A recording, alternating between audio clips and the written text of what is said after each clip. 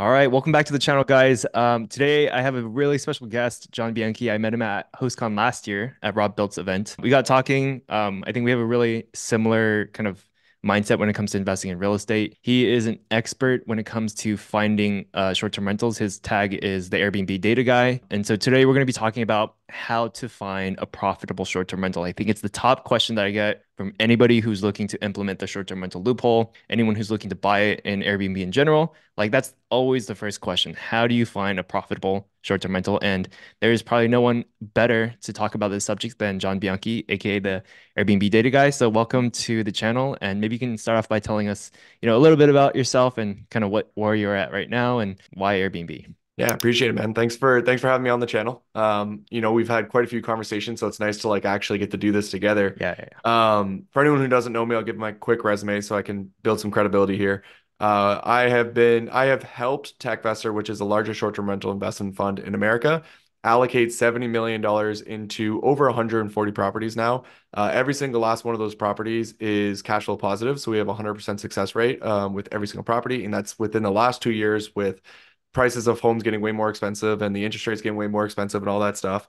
And then on top of that, we are also in the top 10 percentile for every single property of their category within their market. So just a really, really strong track record of finding profitable properties, right? So that's literally all I do. And I love Airbnb data for whatever reason. I got really obsessed with it and just learned how to make sense of it.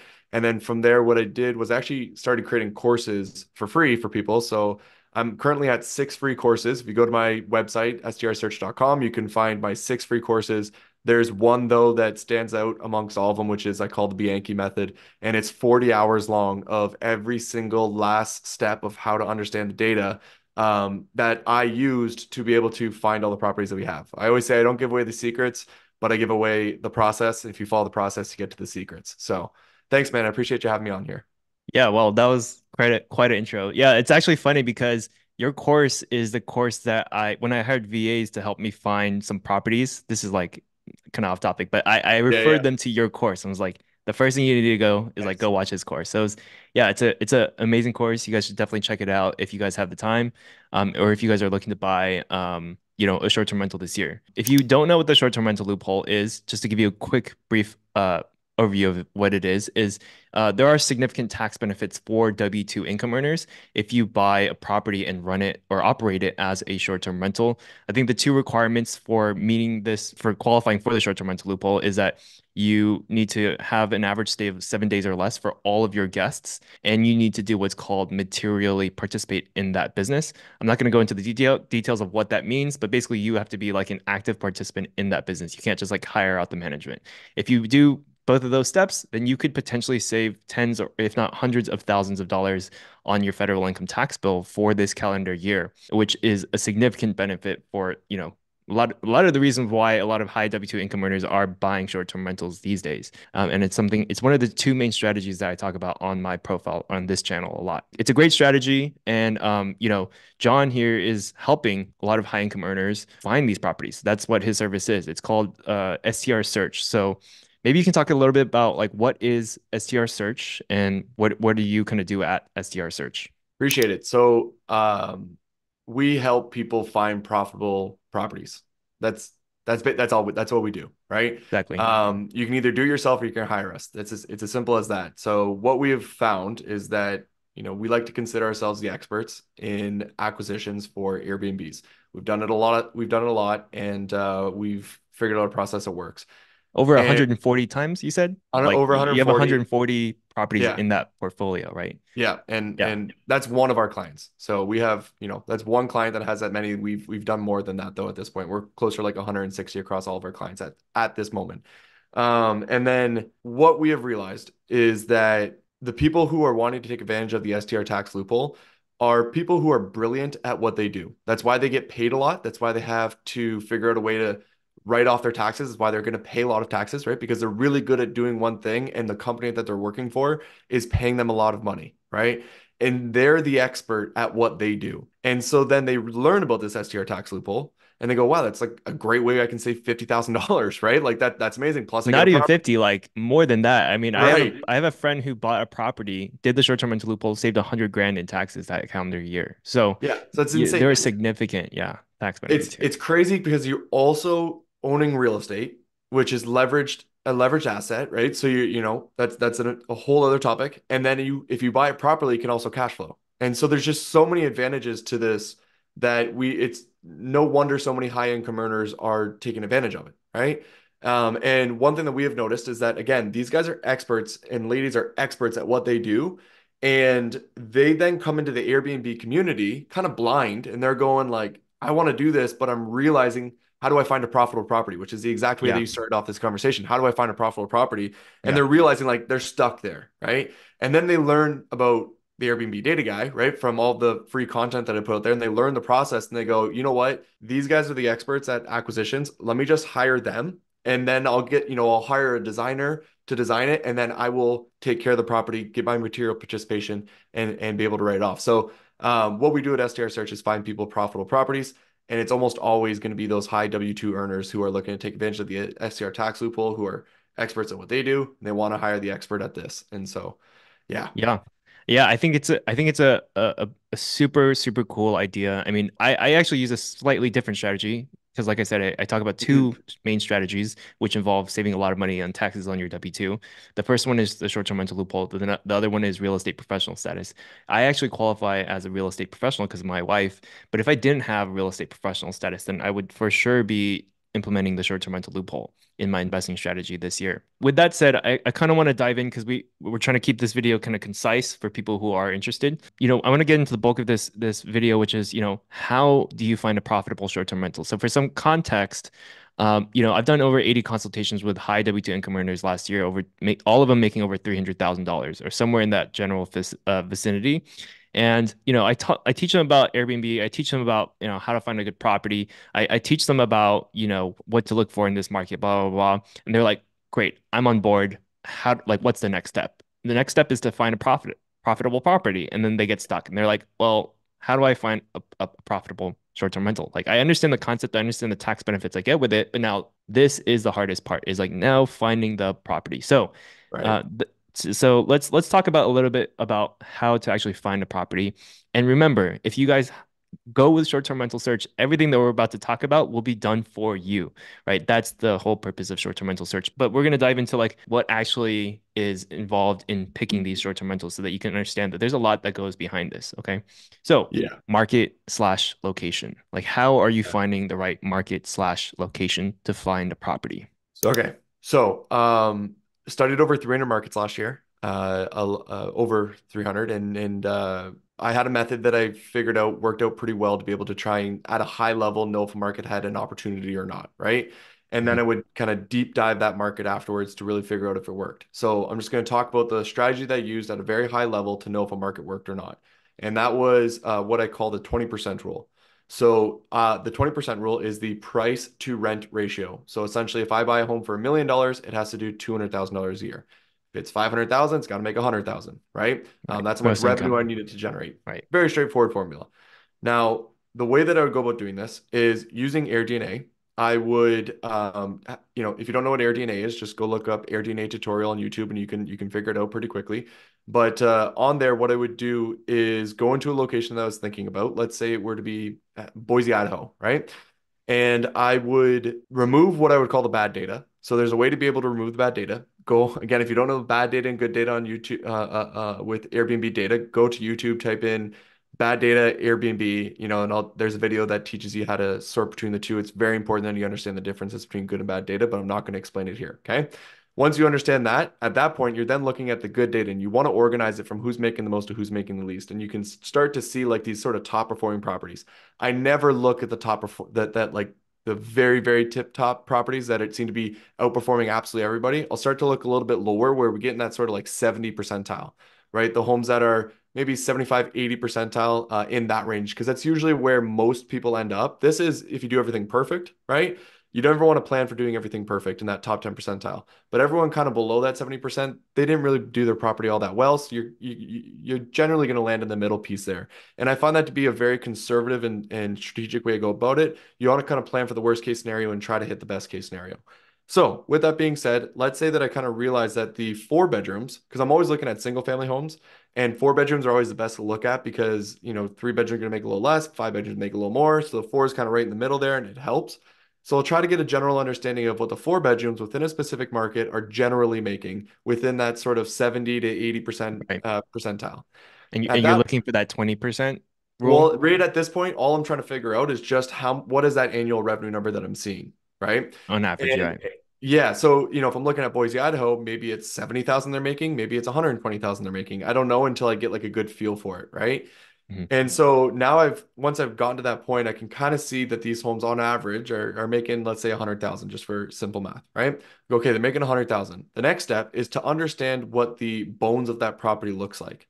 So I will then start to look at a handful of those properties and I'll see are they whatever they are. I don't know what they are, but whatever it is it a regular looking home and I'm realizing that I've got five samples and each home is a four bedroom with a pool with a decent backyard and it's designed fairly well and they all have three baths, right? And I'm like, okay. Mhm. So I'm noticing this trend here where a four bedroom that has that sort of build out is hitting around 100,000 within Boise, Idaho. The next step is to go, okay, I now know what the bones of the property look like and I know what they're generally making on average. Let's go take a look at Zillow and see how much those properties are being sold for. And so then I'll go and check on Zillow and see are these homes for sale for $500,000 or less, right? Or maybe like 550, 600 where maybe you can get them down a little bit. And if I could see that at a quick high level, right? Again, I'm doing this fairly quickly. I'm not trying to go into every single last detail. And I see on Zillow that the homes look similar to the ones that are available on Airbnb and they're within that 20% rule. I add it to my list of markets that I will then deep dive. Okay. And you just repeat this process over and over and over and over again until you've kind of created a short list of markets that you're interested in that you really want to deep dive. And Right. deep diving is where it gets into you essentially take the process I just explained and repeat it 10 times over on the three bedrooms, four bedrooms, five bedrooms, six bedrooms. You're looking at the 90th percentile all the way down to the 50th percentile. You're trying to understand why these people at the top are what they're doing that the people at the bottom are not doing, Right. right? Or what Uh, amenities that they have that, yeah, drive that revenue, like exactly. like a jacuzzi or something like that. Okay, well, Exactly. that's very manual, right? Yeah. Yeah. And that's primarily why a lot of people say like, how do you find a property? Like most people aren't willing to do that work to begin Right. with. But That there's also another aspect to location market that's just as important, which is like you're talking about the profitability of a market, but there's also like the viability of a market because regulations. So maybe you can yes. talk a little bit about regulations. Like how do you kind of gauge like is this a market that is investable because there may be looming regulations in the near future? Like how do you kind of get a hold on whether or not this is a good market based on regulations? Yeah. So apologize. Should have started off by saying that. I always go right to the data It's and like skip two, it's like regulations. two, yeah, there's I two things to consider for a market. Yeah, for sure. Yeah, I actually always Profitability, yeah, say step one though is regulations. Always. If you study data first and then go look at the regulations, you're gonna waste a crazy amount of right. time. So simplest thing to do, right, is you find a market that you're interested in and you go and take a look at the regulations. You go and search on Google, say Boise, Idaho, right, Airbnb regulations. There's gonna be a ton of things that pop up. You read it, maybe you call somebody at City Hall and you get an understanding of exactly what's allowed and what's not allowed. And then you're going to know if this is a market that has regulations and it still allows it or has regulations and doesn't allow it, whatever it is, it's either going to give you the red light or the green light. And then you dive into the data part where you actually start to Yeah. understand everything there. I will also mention that I didn't know this before I started looking to Airbnb regulations, but there's actually like tiers of legislation. There's like state level, county level, city level, and then there's like HOA. Yep. But typically, most of the regulations that I've seen for Airbnbs usually reside within the city layer. So you want to look up Mhm. regulations for like a specific city. Some counties will have regulations enacted on that county level, but Mhm. usually the county encapsulates many cities, and so to put that legislation or regulation on that level would be too broad. So usually it's like each city has its own level of regulation, at least like 90% of the time. Like I know Arizona has like statewide, like you Yeah. cannot Airbnb, you cannot ban Airbnb. So it's like a very great state for Yeah. when it comes to regulations, at least. Yeah. But With that being okay, said, though, there's still HOAs that figure out a and then, ways yeah, around the city, HOAs, right? So which I is, would yeah. never do. I mean, do you do Airbnbs within HOAs? We have some markets where they're HOAs, but they're vacation markets, right? So Oh, that right, they right, allow right. them. Now they're still unbelievably annoying because when you have people making laws at the federal level, they're pretty smart people that have to like get to that point to be able to do that, right? And they have a crazy amount of power. I'm not saying that the people in the HOAs are not smart, but I'm just saying that it's a very small group of people, right? That kind of like know each other really, really well, and they have this weird power over their neighborhood, and they take advantage of it. And you can get, Yeah, anyways, it's a strange thing, and they're not yeah, voted in by millions of people, right? yeah. So. That Anyways, is true. Yeah, HOAs can always change. yeah. Yeah, it's tough to deal with, I would say. So, but okay, so let's maybe move on. So we talked about the market, kind of like assessing how market, like choosing a market based on regulations, based on profitability. What Mhm. about like what property characteristics should I be looking for? Like what size, what, how many bathrooms? Do those things matter when it comes to gross income, or is it Oh, more something else? no, oh yeah, they matter without a doubt. So every market's going to be different, right? And essentially what you want to do is you want to be able to go into a market with an open eye, with an open mind, and just simply say what works here and what doesn't work here. What are the top performers doing that the underperformers are not doing? If I were to summarize data research, it's that these guys have X, these people do not have X. Right? Therefore, X must be what's driving revenue. Yeah, so every market's going to be different. There's not one size fits all. I was just looking in a market the other day where it's a 3 bedroom, 2 bath, had a great backyard, and it was a smaller home, but it was thriving, right? And it's simply because they actually did a really great job with the backyard. Now, every single market's also going to have a different demographic that is going to determine what amenities are going to matter as well, right? So Hmm. then there's kind of that mix up too, right? So maybe there's a bachelorette home would work really well, but home focused around kids is also going to make a lot of sense. And so you Right. have to decide which one is going to be the one you want to go for and how you're going to do that because you're not going to put a jungle gym in a bachelorette home, right? Yeah, I think that's the difficulty with Airbnb is that, like, for example, I know Rob Built just launched like a 3 or 4 bedroom home in Austin that's gonna gross like a crazy amount, like over 80, $100,000 in a year. Yeah, guess how Uh, you got all those ideas for the backyard.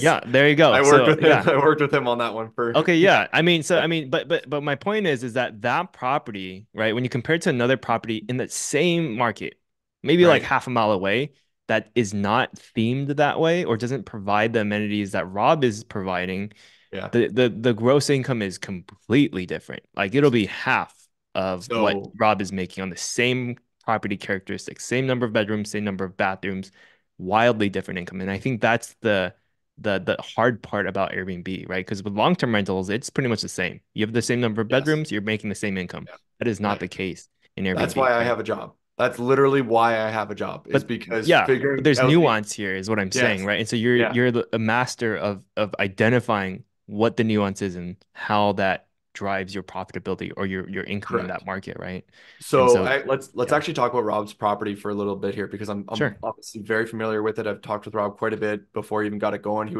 He reached out to me. He's like, "How much do you think this property is going to do?" I looked at everything and I was like, "It'll do somewhere between 60 and 80. Like that's how well it's going to do based on all the other comps around there."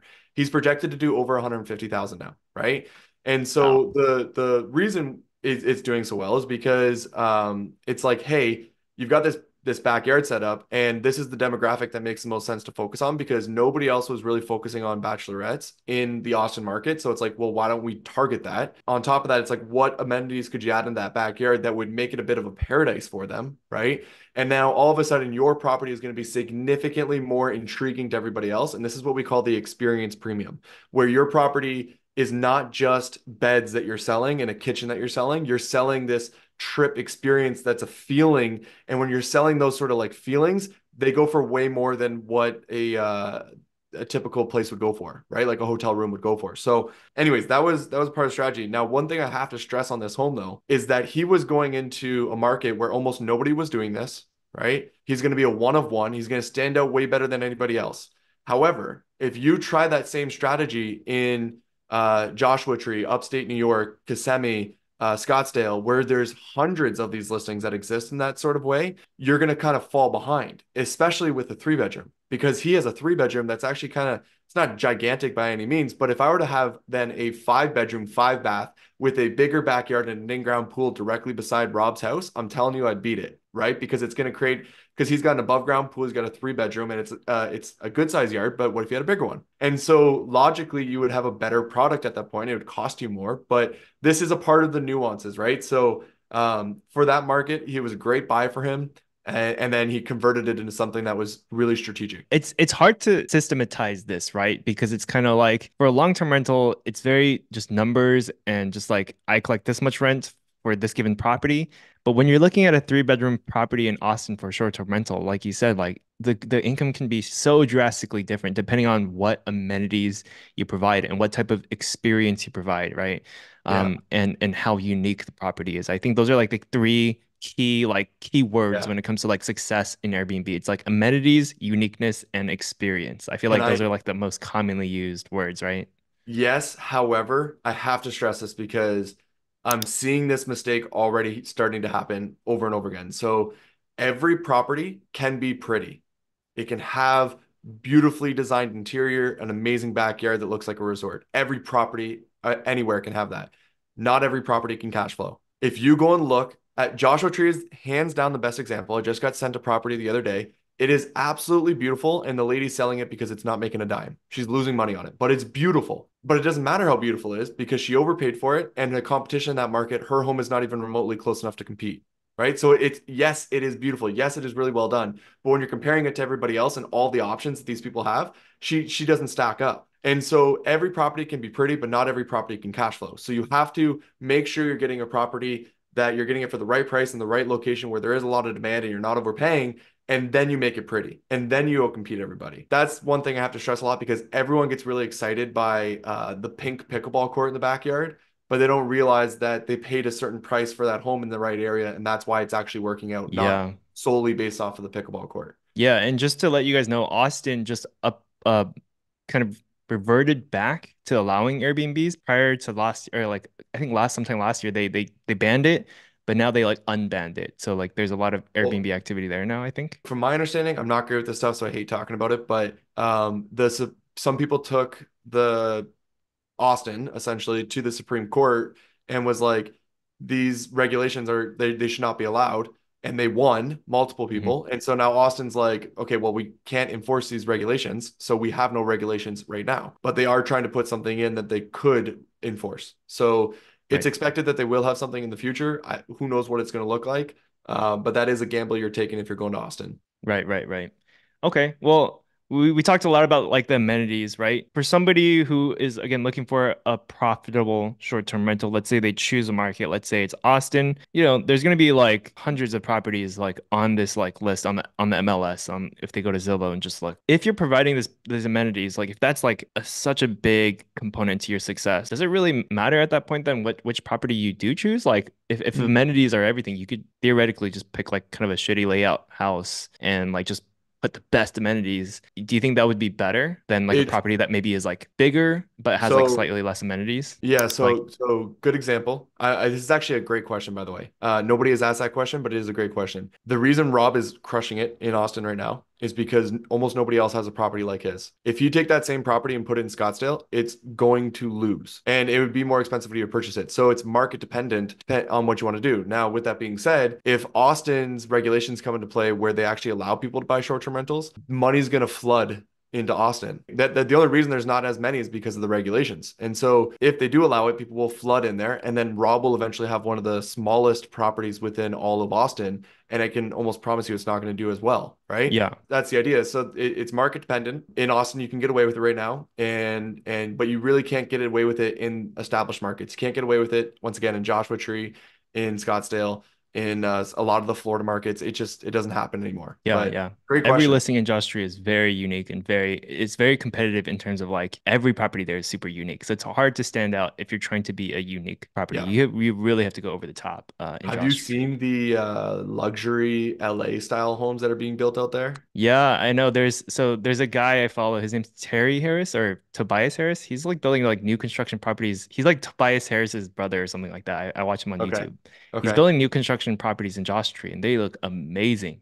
They're Hard to like compete. next level. They're Yeah, next hard to level. compete. I people were showing me those properties in 2020, like early 2020, and they're like, "Hey, like, what do you think about these?" I'm like, "Well, this is stupid." I'm like, you're trying to escape LA, and then you're just ending up in an LA home again. It's like, why would you want to do that? You're trying to go to the desert, and now they've made a ton of them, and there's this guy I know who's managing quite a few, and they are just printing Killing it. cash, printing, which Yeah. is wild, but a different Yeah. business model altogether, right? Yeah. So when it comes to like building out some of these properties, right? Like in order to get to that 99 percentile listing or like top Mhm. listing in your Mhm. market, a lot Right. of it is furniture and styling. Would you say it's a big mistake for people to cheap out on furniture and those type of things? And like you talk about amenities, but like a lot of it is also like your furniture, like what your property looks like. So because I personally did one in Josh Tree, I tried to stick to a budget, but it seemed like, if I spend $10,000 on furniture, I'm not going to be able to compete with somebody who spent $40,000 on furniture. Their listing is going to look so much better.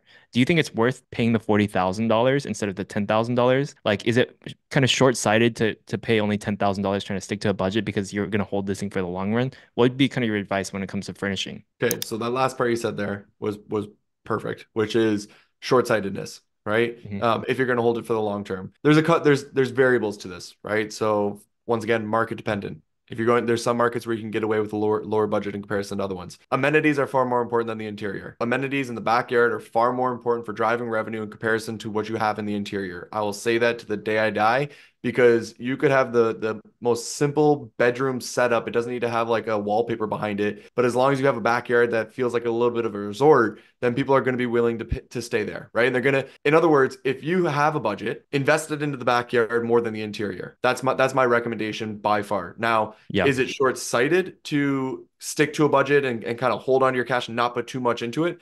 Technically, right? And again, but it's going to be market dependent. So if you're in a yeah, market where you don't need to put a crazy amount in there, fine. But if you do need to put $40,000 just to hit that 70th percentile or 80th percentile, that's what you're getting yourself into. That you should have known that from the research part, right? The other part to it is not everybody has $40,000 that they can toss into just the furniture and then more for the amenities, right? right. And so what we tell people is get yourself a property that you can grow into. Maybe in year one, you put like next to nothing on the interior, but you crushed it on the outside. But you still have room in that yard to be able to add in the pickleball court in 2 years when you have the money for it, and then you can add in all the Oh wallpaper over man. the next 3 years, right? You said one of my favorite words just now, pickleball. So let's talk about pickleball because I think you Let's know do how it. crazy pickleball is right now, right? Yeah, yeah. Would you say it's one of the top amenities? Because I'll give you guys an example. I was watching Rob Built. He bought a property in Arizona, I think. Um, Scottsdale, just Scottsdale, outside. huge Yeah, property. And I yeah. think he was struggling for a little bit, but then he built a pickleball court, used it Yeah. as his front picture on Airbnb. So like when you're scrolling Airbnb, that's like the first thing you see. It's not even the home anymore. It's just a picture of the pickleball court and like a beautiful landscape. And his revenue jumped like crazy. Maybe just a quick tangent on this. Like, what do you think about pickleball courts right now? Market dependent. Yeah, I definitely mean, market dependent. You don't want to do this in like a metropolitan city, but like, maybe you would do though, but maybe yeah. yeah. No, I'm a huge fan. I'm an absolutely huge fan. If you look Yeah, at he the, has it in Austin too, right? So technically yep. metropolitan, yeah. Yes, huge fan of pickleball courts. I am strong pro pickleball courts if it makes sense. If you don't have enough budget for it, it's not the end of the world if you can get one in there or not. We have properties without pickleball courts that are absolutely crushing it, right? What you're really doing is you're creating sort of like a resort that people want to be at. They want to be able to hang out in that backyard. A pickleball court allows that to happen. And it kind Right. of feels like I'm not, for me, when I was growing up and I drove by somebody's house and they had a tennis court in the backyard, I knew they were rich, right? Like, oh, that's you get a little jealous. You're like, oh, it's so cool, right? Like that's a rich person house. Well, now you're kind of like with these pickleball courts, you're giving people the rich person house, right? Where they can go. However, it's not tennis, pickleball court, which is significantly easier to play in comparison to the two. And older people can play, younger people can play, right? And Right. so I genuinely think pickleball courts are one of the best amenities that you can put into a backyard for creating a atmosphere where people can hang out and play, and a lot of different ages can do it in comparison to a tennis ball court or a basketball court. And so Right. logically, it makes a ton of sense if you can do it. You just want to make sure you're doing it in the right place. It makes sense to do it with where you're doing it. Yeah. And I mean, I can get into more detail on it, but yeah, I'm a Yeah. fan I think the main thing here is that like a lot of this is nuance, right? Some very much. things work in some markets, some things don't work in other markets. I feel like that is where your expertise comes into play here, right? Because like for a beginner, they're not going to be able to look at a market and be like, this is the amenity I need, or like that's the amenity that's going to make my profits jump. But you know these things, right? And so like I Right. think that's where leveraging an expert's opinion really, really can make or break the deal. And so that's why I want to kind of transition into talking about how does the short-term rental search, or sorry, STR search help Mhm. high W-2 income earners specifically? I know we talked about the short-term rental loophole, which can save you a lot of money in taxes. What does it kind of look like working with you for STR search? Like what services do you guys provide? Like what does it kind of look like? So if you were to be working with us, we are acquisition specialists within the short-term rental industry, right? We have studied many markets. We have markets that we know extremely well, that we know cash flow really well, and we know exactly what to buy within those markets. And we've just been honing in on those markets more and more, and we're opening up even more, right? So all of that to simply say that if you were to hire us, we're going to find you a property that has a really, really high likelihood of being able to cash flow on Airbnb, and it's going to be cash flowing thousands of dollars a month, right? So that's the idea of what we're trying to get across. They're going to be properties that are on the market, and we're going to tell you exactly how to put it together. So to walk you through what that looks like is that you're going to get onboarded with us. We're going to get to know your exact situation. Every single last detail about your situation, we are going to know, and we're going to essentially place you with a property that makes the most logical sense for you within one of our markets and one of our dedicated buy boxes. This is not a thing where we send you 40 properties that might work and we say pick one. This is a here it's a white glove service where we are finding the exact property or properties that make sense for your exact situation, right? Then we're going to help you with the offer. We're going to connect you with the realtor. We'll connect you with lenders if you need to. And then once you get that property under contract, we're going to help with the inspection period as well. And then we're also going to put together an entire optimization report so you know exactly what demographic you need to focus on and how you need to allocate your budget to get the best possible return from that property. Do you need a pickleball court or do you not? Right? Like that's the one of the questions we're going to help you answer. And then with that, we can then you can then take that report to absolutely any designer that you want. And we can put you in contact with any of the designers that we have specifically worked with. And a lot of the times the people we're working with are, again, high W-2 earners who just don't have the time to become data experts in the real estate industry. And if they don't have time to do that, they also don't have time to put together the bed frames, right? And so we can connect you with project managers, designers, construction companies, all the way to property management companies as well. Pretty well anyone that you need to get connected with. We have people that are not just our buddies, but genuinely people who do a great job at the role that we'd be placing you into. Because if we're going to make a referral, we want to make sure they're a good referral. So that's the process of working with us, right? And what you get from it, there's a ton of minor questions that you would want to ask. Obviously, you can just schedule a call with anybody on the team. We'll walk you through all of that. But the idea is that we are going to, again, find you a profitable property that you can then use to be able to take advantage of that STR tax loophole. So it's really double-ended, right? I think, like I said, I've been talking about the short-term rental loophole for like the past 2 years, right? That's really focusing on the tax benefit. There's one aspect of profitability there, right? Because you get a lot of the money that you put as a down payment, right? You can get back in tax savings. So that's one half of it. The other half is that like cash flow. Cash flow is very hard to find in today's market, especially with, if you're getting an Airbnb property, you may be doing like I don't know, 7.5% interest today. Who knows Mhm. how it'll change over time, right? But high interest rates, but you're still finding properties that cash flow, which is amazing, right?